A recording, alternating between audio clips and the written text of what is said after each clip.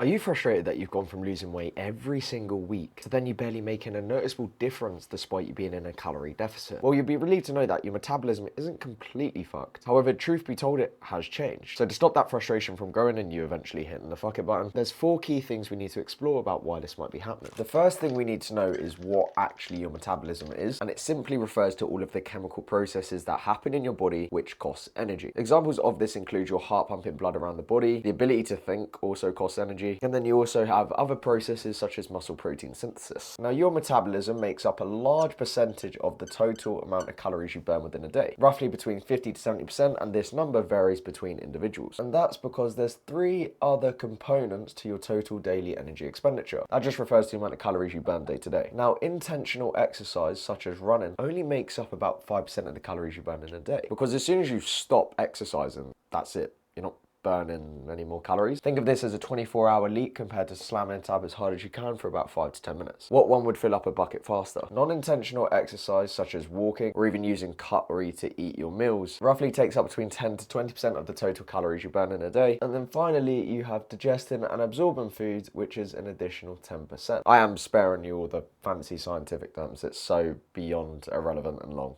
Now, these percentages are all averages as they're influenced by many factors such as genetics, the type of job you have, and even your gender. For example, you have a professional athlete whose sole purpose is to train and perform in events. So the amount of calories he burns through exercise is going to be substantially higher compared to someone that just works a normal 9 to 5. So that's...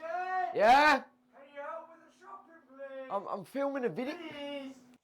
Fuck's sake.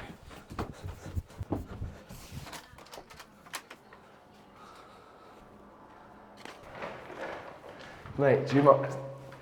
Do you mind? Yeah, give it. Oh shit, you weren't joking.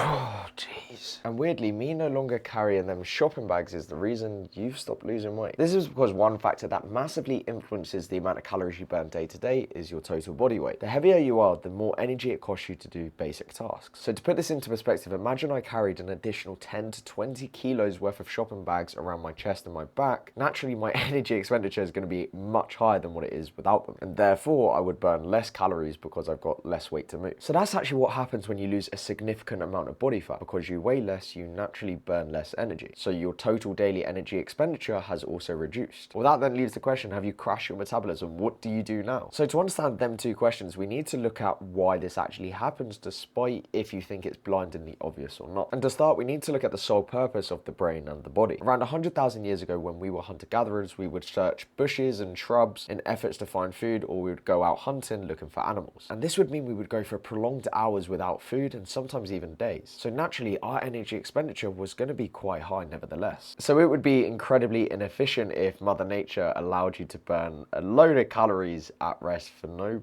particular reason. You'd get kicked out of the gene pool. So over time, the human body has evolved to develop something called metabolic adaptation. This is when your energy expenditure will either increase or decrease in relationship to your weight. So if you're like 5'3" and 60 kilos, yet you're burning around 4,000 calories at rest, you would just, get gone, get kicked out pretty much of the gene pool. So when you lose around 10% of your initial body weight when you started your fat loss phase, your body's naturally going to burn fewer calories. You'll also burn less calories digesting food, you won't fidget as much, and you won't need to pump as much blood around the body, and much more. So metabolic adaptation has kept us alive for many, many years, and it's not something to exactly fear. And no, it's not your metabolism breaking. Your metabolism cannot break. It's just not possible, because again, it refers to all of the chemical processes in your body that cost energy. So the initial calories you were eating when you started your weight loss journey might have genuinely been your deficit calories. However, over time, because you've become a much smaller human, they might be close to your new maintenance calories, because again, your body doesn't want you to be in a calorie deficit. It's pretty much controlled starvation, and that's not good for your survival. So to continue to make progress, you need to make an adjustment to one of the 2 following variables. Either reduce the daily calories you are consuming, and for most, a 100 to 200 drop is more than enough to place the body back into a deficit. Or you increase the calories you burn in a day, such as going for an extra walk, doing a bit more cardio at the gym, or getting an extra couple thousand steps per day by waking up earlier in the morning. And if you're real fancy, you can do a combination of the both, where you slightly reduce food and you slightly increase your activity levels day to day. And then from here, you should be making progress again. And if you're not, another logical adjustment needs to be made to either what is coming in or what is going out. But you might also be vulnerable to this mistake, which is making losing weight a lot harder than it needs to be. And not to mention, it's also the crux of your health. health. And YouTube is also pretty clever and it doesn't want you making that same mistake too, so a video should pop up about now. Go on, go watch it, it'll make sense by the end.